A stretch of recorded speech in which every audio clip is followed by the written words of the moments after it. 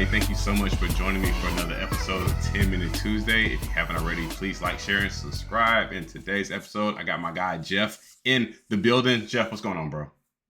Hey Sekou, thanks for having me on. Very excited to be here. I appreciate you being on, man. Thanks for taking the time. I know we've connected, LinkedIn, Freelance Academy, mutual friends and stuff. So I'm glad to get a chance to talk to you and connect, man. I'm excited to hear about your journey. Absolutely. We finally get to do it. We've been talking about it for a while, so Yeah, let's go. definitely. Cool. All right. Well, Jeff, we've done a number of these, so let's dive into it, man. So, Jeff, introduce yourself to the people. Sure. Yeah, I'm Jeff Skoldberg. I'm a data and analytics consultant.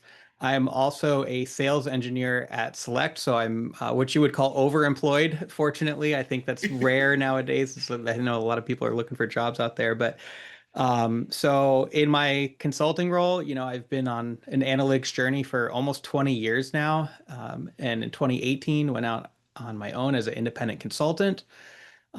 This year, Select has reached out to me to say, "Hey, could you do some work with us?" So I've also been partnering with Select on a lot of the sales engineering stuff. So that's kind of what I've been up to. We could dive more into the consulting aspect or any aspect if you'd like, or Oh no, let's dive into it, man. I want to hear more about your journey. So you talked about 20 years of being, a consultant and being on your own. So at a certain point, you had to get your start. So what really even compelled you to get into data to begin with? yeah. So in 2007, I got my first job after college, and I was hired by Green Mountain Coffee Roasters, which then became like Keurig Green Mountain. So I just usually just say Keurig because that's the more recognizable brand that people have heard of. But I was in the call center literally just answering phones. Hi, this is Jeff. How can I help you? And it was like business to business, like gas stations ordering coffee type of thing. And the manager of the call center opened up a position for a business analyst. I applied for that job, eventually got the job, and got a bunch of spreadsheets to manage, statistics about how the call center operates.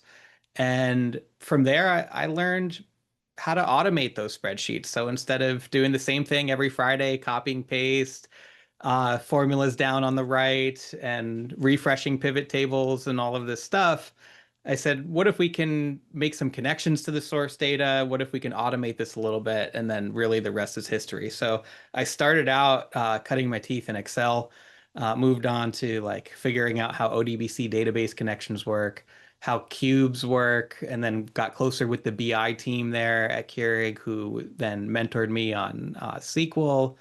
I actually had a lot of great SQL mentors at Keurig because we had a SQL Server stack as well as, well, SQL Server for BI, Oracle for the ERP system.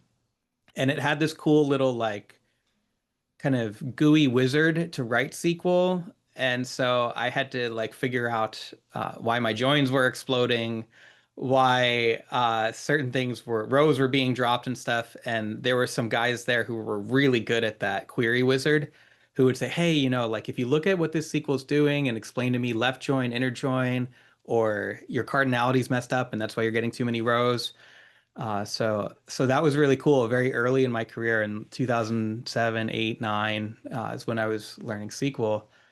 Um, and then I won't go through the whole career path, but basically 2018 decided to go out on my own and partnered with a few consulting firms along the way. A lot of direct clients came in through various marketing stuff that I've done and just really enjoyed kind of being the one in charge of my destiny there and also like being the one to be able to solve people's problems because that's like what's really rewarding is when a client presents you with a problem that they've been struggling with for months or even years sometimes and you're able to solve that in weeks or days or months depending on how hard it is, but just being able to solve a real problem for a client is just extremely rewarding. So Awesome, man. There's so much good stuff to discuss and walk through. I feel like a lot of data analysts got their start on a help desk, right? We all know that feeling of picking up the phone and answering, and just the customer service. I think as well that comes into play, even like in a day and day stuff is there.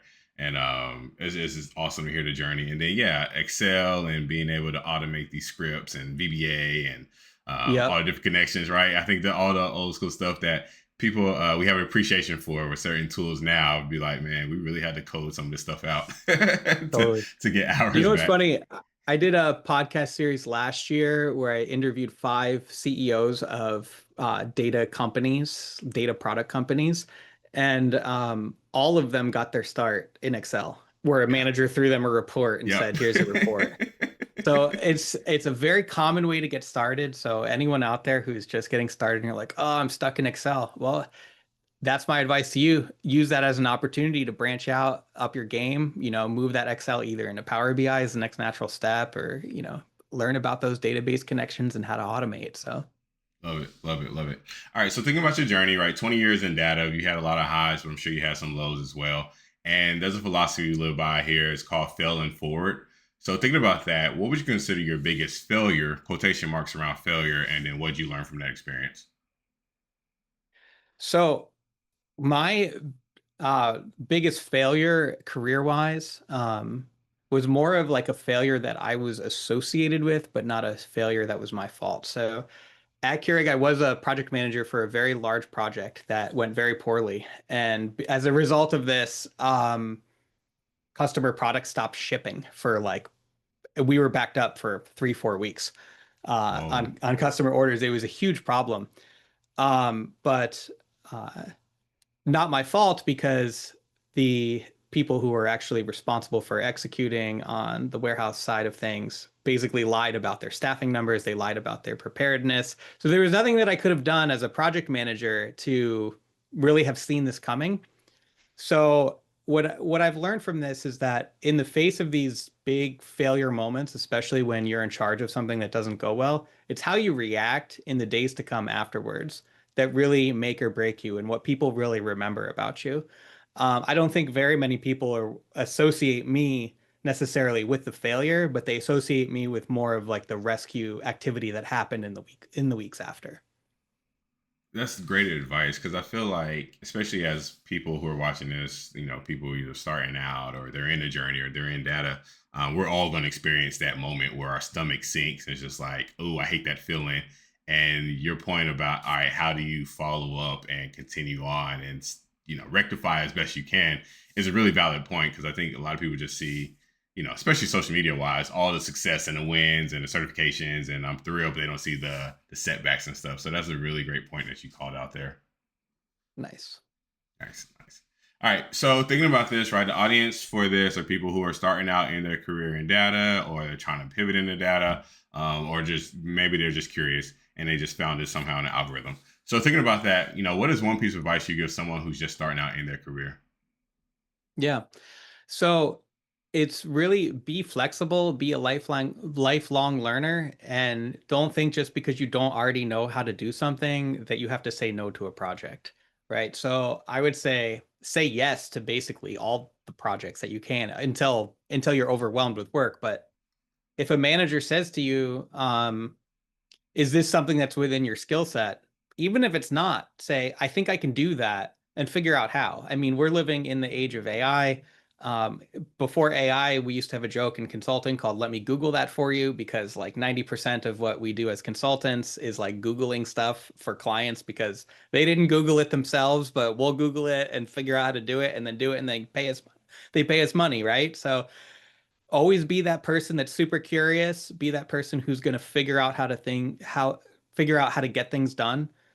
Because we're all learning as we go. None of us know it all, but we can do it all because we have all of these resources. So it's just be a fast learner, be a lifelong learner, and yeah, figure out how to say yes and accomplish those requirements.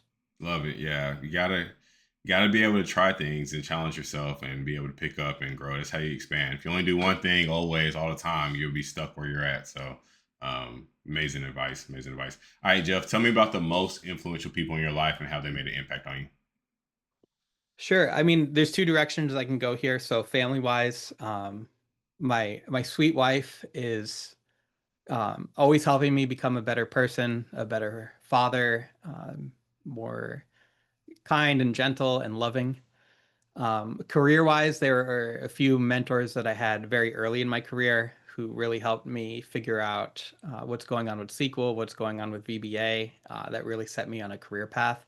So those are kind of the two categories that I can think about in mentorship. So those early mentors, of course, I mean, now after being a freelance consultant and really great career trajectory, I look back on those mentors that helped me learn SQL in the beginning, and I'm really grateful that they were there. So Awesome, awesome. Shout out to the mentors, but most importantly, shout out to the wife for having to deal with you every day. You know, exactly.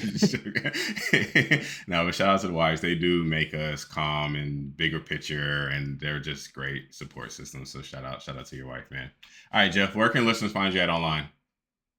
Mostly just LinkedIn. So I haven't been active at all on YouTube in the last like year and a half. So just look me up on LinkedIn. The name is right there. Yep. So yeah, just give me a follow. I'm posting a lot of Snowflake content. I'm gonna be doing like almost a daily Snowflake AI tip coming up. So if you're interested in learning about the AI aspects of Snowflake, that's coming your way. So Awesome, awesome. Yeah, you heard him. Follow him on LinkedIn. He's posting some really good content. I saw he posts like some tips or some functions and some different things that I learned from. So great follow and overall good guide that will speak his mind in the community as well, right? I see you challenging and questioning different things and opinions. So really good person to follow if you don't follow him already, man. Jeff, appreciate you being on today. thanks, Seku. Have a good one. Awesome, awesome. Appreciate you. And then, as I said in the beginning, if you haven't already, please like, share, and subscribe. We'll talk to y'all next week. Have a great day.